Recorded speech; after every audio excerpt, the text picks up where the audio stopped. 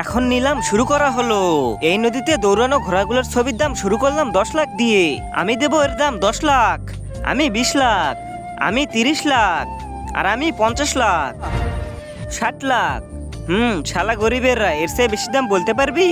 70 লাখ। কি 70 লাখ? ব্যাস 70 লাখে হাওয়া বেরিয়ে গেছে।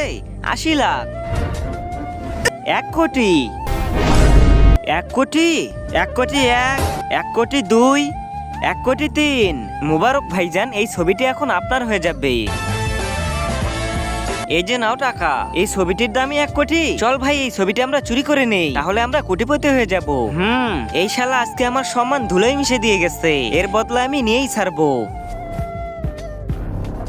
কালু ডাকাত, তোকে একজনকে মারতে হবে, যত টাকা লাগবে ততই দিয়ে দেবো। 20 লাখ, এই যে নে 50 লাখ, ওকে মেরে ফেলবি। ও আমার সম্মান ধুলে মিশে দিয়েছে। ঠিক আছে, কিন্তু আমি ওকে চিনবো কি করে? ওর কাছে নদীতে দৌড়ানো 60টি ঘোড়ার ছবি আছে। ঠিক আছে, এখনই মারতেছে শালাকে।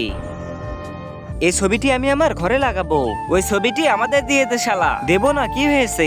ঠিক আছে, তাহলে আমরা একাই নিয়ে নিচ্ছি। তার আগে দেখবো তুমি এই আল্লাহর ঘরটিকে বেশি ভালোবাসো নাকি এই মন্দির ঘরটিকে বেশি ভালোবাসো। যদি আল্লাহর ঘরটিকে ভালোবেসে থাকো তাহলে এই ভিডিওটিতে একটা লাইক দিয়ে চ্যানেলটিকে সাবস্ক্রাইব করে দিবে। আর যদি মন্দির ঘরটিকে বেশি ভালোবেসে থাকো তাহলে কিচ্ছু করার দরকার নেই। এই তো পেয়ে গেছি কোটি টাকার ছবি। আবে, তুই আমাদের গুলি কেন করলি? কারণ আমাকে একজন টাকা দিয়েছে, যার কাছে এই 7 ঘোড়ার ছবি আছে তাকে মারার জন্য। আর এই ছবিটা আমাদের নয়, আমরা তো এখন এই ছিনতাই করে নিলাম।